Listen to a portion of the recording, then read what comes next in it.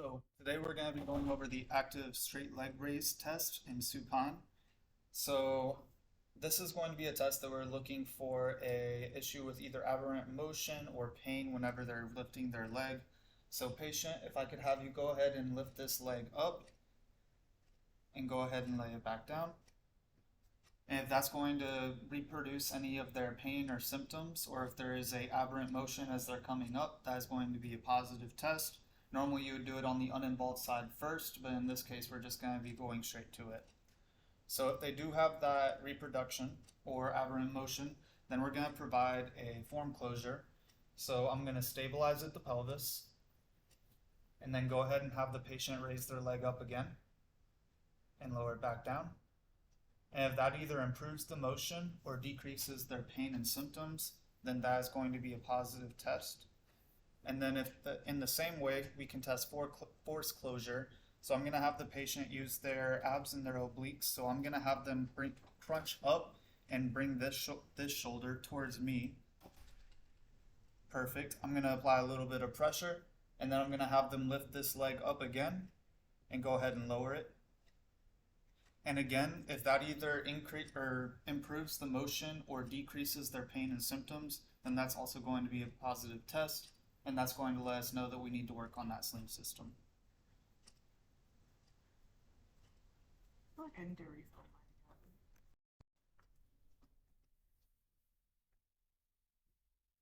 mine. Okay, so today we're going to be going over the prone active straight leg raise test. So we're going to test the uninvolved side before we go to the involved side. For the purposes of this video, I'm going to go straight to the involved side. So similar to the last test that you saw with the supine, we're going to have the patient raise their leg. So go ahead and raise your leg up for me as high as you can, and go ahead and lower it down.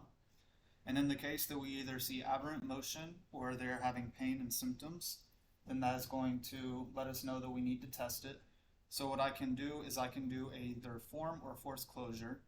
For a form closure, I'm going to go ahead and stabilize at the pelvis, and I'm going to have the patient repeat that leg raise and lower down. And if that either increases or decreases the symptoms or improves the movement, then that is going to be a positive. And then similarly, we can use a force closure through the posterior oblique system. So what I'm going to do is have the patient raise this arm up off the table for me. And I'm going to push down a little bit here to engage the lats. And then I'm also going to have you raise this leg up again. Good. And go ahead and lower down. And similarly, if that was to either improve the motion or decrease the symptoms or the pain, then that is going to be a positive as well.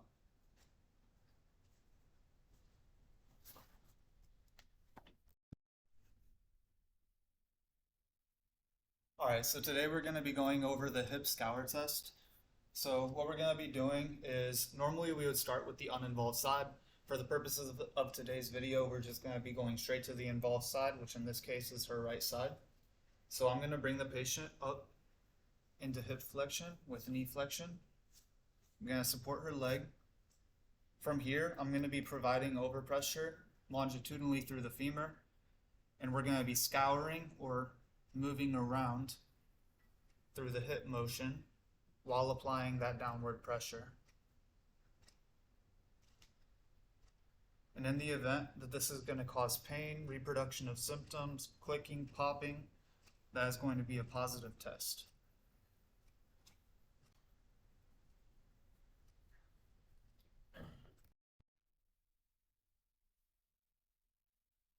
Alright, so today we're going to be going over the Faber test, or the flexion abduction external rotation test. This is going to be testing for a intra-articular problem. So what I'm going to do is have the patient go into basically a figure 4 position. So I'm going to bring them up, bring their heel over, and I'm going to let their leg just fall. From here, I'm going to be measuring the distance between the knee and the table here. And then we're going to do the same thing on the other side. So I'm going to bring them up and across. Let that knee drop. Again, we're going to be measuring the distance between the table and the knee here. And then what we're looking for is if there's a difference between those two. If there's more than a 4 centimeter difference in the painful or problematic side, then that's going to be a positive.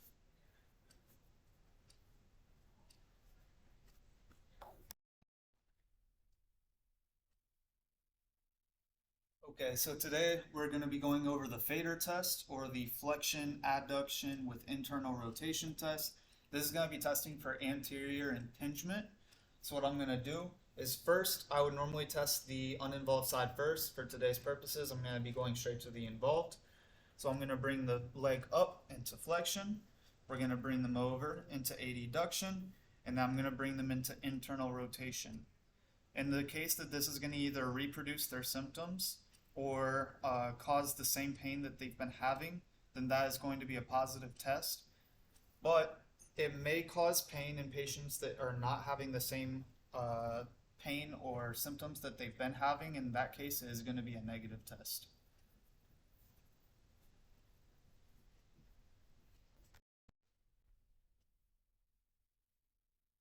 All right, so this is going to be the flexion adduction or adduction test. So this is going to be for children or young adults who are looking for a intra-articular problem. So what we're going to do is we can start with the uninvolved side. We're going to have the patient go ahead, come up into flexion here. We're going to have them plant their foot, and then we're going to ask them to bring this knee over as far as they can. And what we're looking is for that knee to be able to clear the hip on the other side. Once they go there, we're going to have them relax. Go ahead and put that leg down. We're going to do the same thing here. Go ahead and bring your foot up. Plant here, and we're going to ask them to come over as far as they can here. Again, looking for if that knee is going to clear. And if it's not able to clear, that is going to be considered a positive on this test.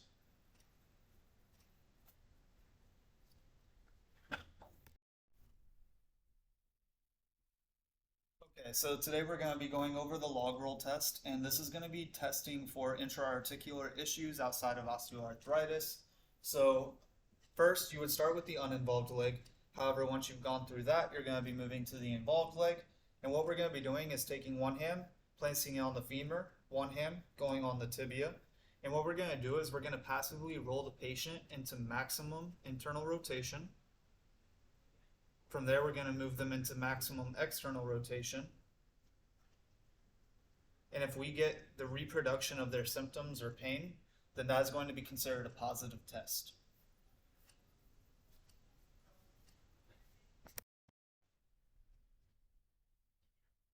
Okay, so we're going to be going over the anterior labral tear test. So first you would start off with the uninvolved side. However, we're going to be moving to the involved side. This is going to be testing for the anterior labrum, putting stress on it to see if they're having issues there. So what we're going to do is we're going to start with the patient in flexion, abduction, and external rotation, like this. And then from there, we're going to be moving into hip extension, adduction, and internal rotation. So essentially reversing that motion. And what we're looking for here is a reproduction of their pain, which is generally going to be deep groin pain. And during this, you may also get a click, although the click is not necessary for a positive. But if I go to this position and she says that she's having a reproduction of her symptoms, that is going to be positive for an anterior labral tear.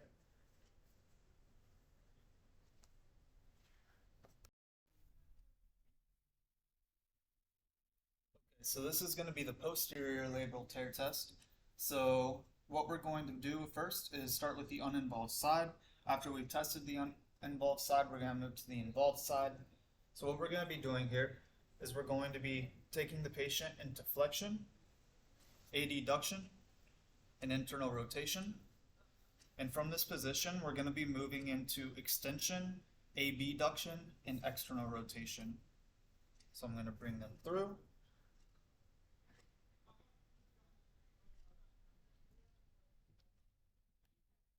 And what we're looking for here is a reproduction of their symptoms, most likely going to be a deep groin pain.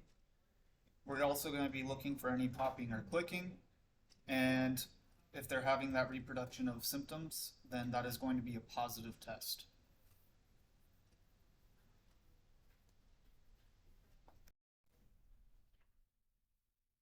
All right, so today we're going to be going over the Craig's test. This is going to be a test to determine if your patient is having some excessive either anti or retroversion in the case that they're having hip pain.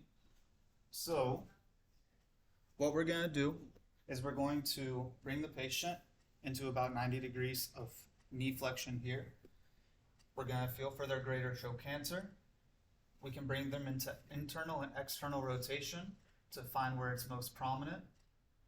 Once we find that point, we're going to hold them there, the distal end. And we're going to go vertical for the stable arm and in line with the tibia for the moving arm.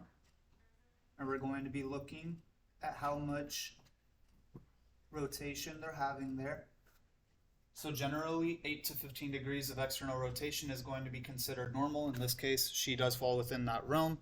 You would normally do it on the uninvolved side first. So in this case, it's going to be a negative. If there is more than 15 degrees, then that is going to be excessive anteversion. If there's less than 8 degrees, then that's going to be excessive retroversion. Okay, so today we're going to be going over a fulcrum test. This is a test that we're going to use if we are suspecting that they may have a stress fracture at their femur. So I would start off with the uninvolved side. In this case, I'm going to be moving over straight to the involved side. If I could have you scoot back just a little bit onto the table, put your arms behind your back for me. And then what I'm going to be doing here is raising up this leg, reaching across, grabbing on here, creating a fulcrum with my arm. From here, I'm going to be pushing down over pressure past that point, and that is going to be pushing down on the bone. If he gets a reproduction of his symptoms, then that is going to be a positive test. Okay, so today we're going to be going over the pubic percussion test. This is going to be testing for fractures that may be suspected. So what we're going to do is we're going to have the patient first locate their pubis. So what I'm going to have you do is start at your belly button here, and I want you to work down towards your privates. And before you hit that part, when you start to hit that really hard bone right above it, I want you to stop right there. And I would like you to take this, and I'd like you to put it right over that area.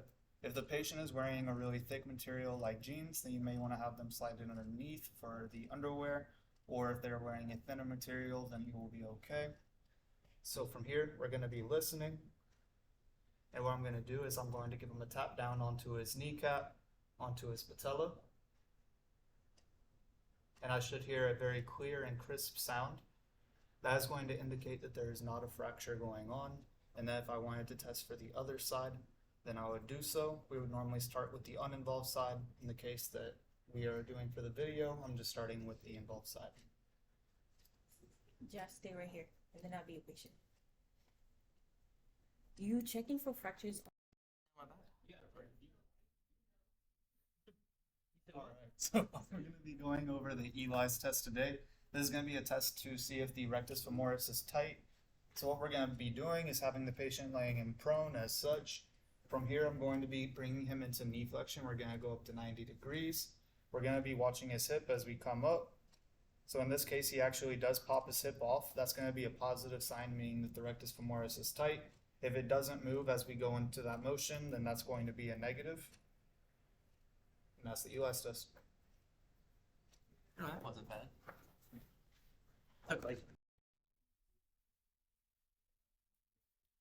So today we're going to be going over the piriformis test. This is going to be for the piriformis, checking if they are complaining of pain that is shooting down their leg, any numbness and tingling. And we suspect that the piriformis is going to be tight. So what I'm going to do is I'm going to have the patient lay in side lying. If you could just raise his shoulder a bit here. From here, I'm going to take the affected leg. Normally we would go with the uninvolved side first, but for the purposes of this video, I'm going to start with the affected. So we're going to come up into about 60 degrees of flexion. We're going to allow them to adduct and internally rotate here. We can use their heel to kind of lock into place. I'm going to stabilize at the hips, and now I'm going to go to the knee here on the side, ask them to raise their knee up towards the ceiling, push against me. Good. And if they were to have reproduction of their symptoms, then that is going to be a positive test, but only if they are having a reproduction of their symptoms. Additionally, I would normally be on the other side here while doing this test. However, for the purpose of this video, I switched sides so that you guys can see.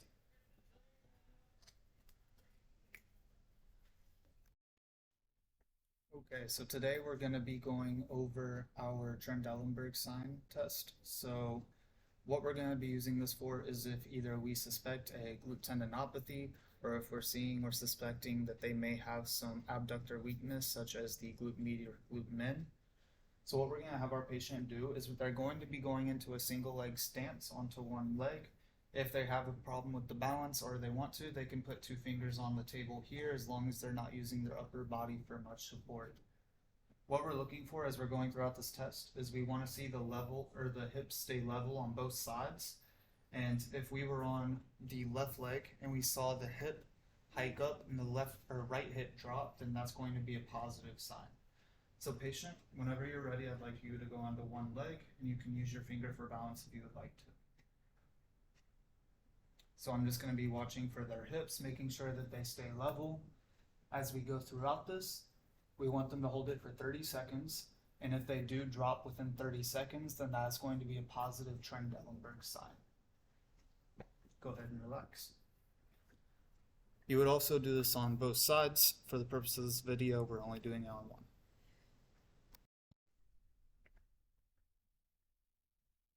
Alright, so this is going to be an external derotation test. So we're going to use this test when we are suspecting that they may have a glute tendinopathy, or if we want to find out if they do have one. So we're going to have the patient lay in supine. First, I'm going to bring them into a 90-90 position. From here, I'm going to put them into slight external rotation, and what I'm going to do is have them try to push against me as I'm pushing them into external rotation. So they're fighting against me until they reach the end there. And then if they're having a reproduction of symptoms through their greater trochanter, then that is going to be a positive test for a glute tendinopathy.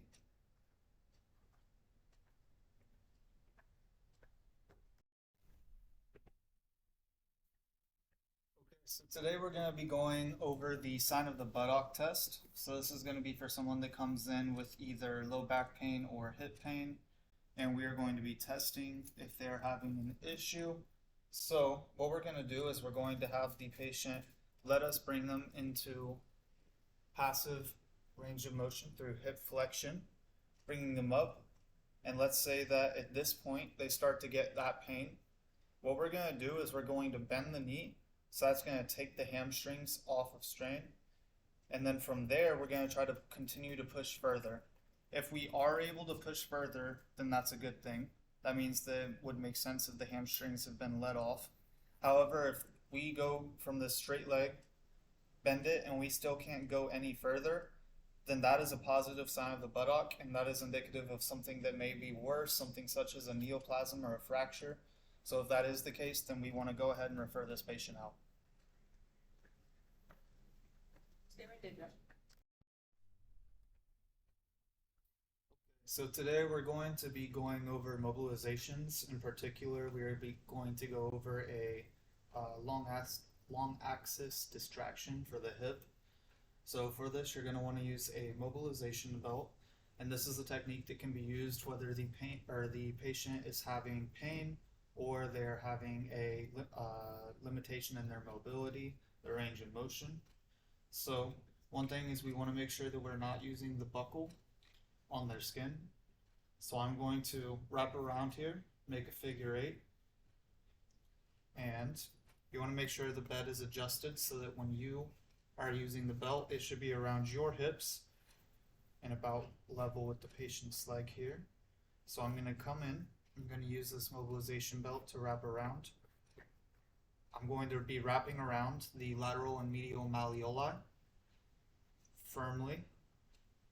And depending on the mobilization grade that you're going to be using, 1, 2, 3, or if you're doing oscillation, a 4, then you're going to pull accordingly. But if this patient is having pain, I'm just going to start with a grade 1, and this is going to be very light, using my hips,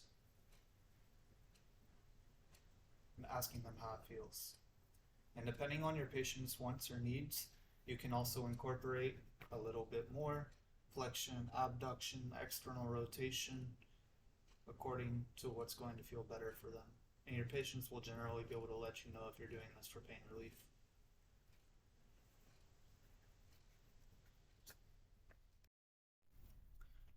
Okay, so now we're going to be going over a lateral glide mobilization for the hip. So again, this is going to be useful if your patient is either having pain or they're having some stiffness, loss of range of motion. So when we're doing a lateral glide, one thing you'll notice is I have a towel here. It's going to be going across the inner groin here so that they're having a little bit of protection from those tendons of the adductors. So from here, I'm going to go ahead and wrap around my patient with my mobilization belt. Again, making sure that I'm not putting the buckle on their skin. I'm then going to bring my patient into some hip flexion here. I'm going to wrap around my own hips. And I'm going to put myself at a good advantage for my hips to be doing the work. And from here, I'm going to be giving slight pulses back, assuming that I'm doing this for pain. And as you progress your patient, you start doing more mobilization to grades 3 or even 4. You can also start including some internal or external rotation as you're going through this, according to what your patient says feels good or what they're having stiffness with. So if I wanted to come back here, come into some internal rotation, and then again, do the lateral glide there.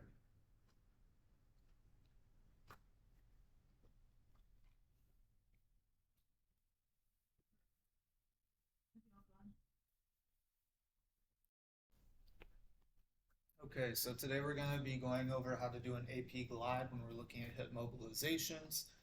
So our patient's going to start in supine. What I'm going to have you do, ma'am, is I'm going to have you lay back on the table. As you go, you're going to lift your right leg, hold it with your knee or hands there. Good. We're going to have her leg hanging off of the table here. And from here, we're going to loosen up just a bit. I'm going to loop around her leg here. We want to be wearing our mobilization belt like we just won a pageant, Most Handsome PT, although that one goes to Josh. And then from here, this is going to be holding her leg completely hands-free. She's going to continue to hold right here. What I'm going to do is I'm going to feel for her greater trochanter, and I can have her wiggle her leg in and out if you could. And that's going to help me to palpate it. And then from there, I'm going to visualize where the head of the femur would be from there. And we're going to apply an AP pressure, so directly downward.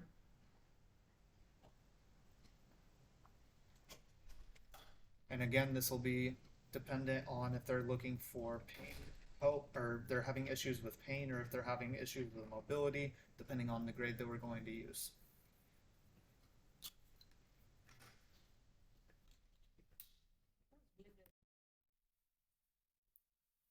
Okay, so we're going to be going over how to do a PA glide for the hip, again using our mobilization belt.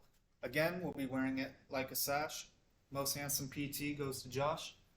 We're going to slide under our patient here. We're going to be coming just above the patella, still on the femur. We're going to be raising our patient's leg off hands-free using this.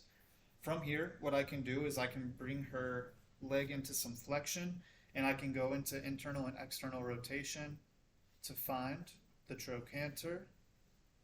Once I find that, again, I want to visualize where the head of the femur is going to be. I'm going to come right there.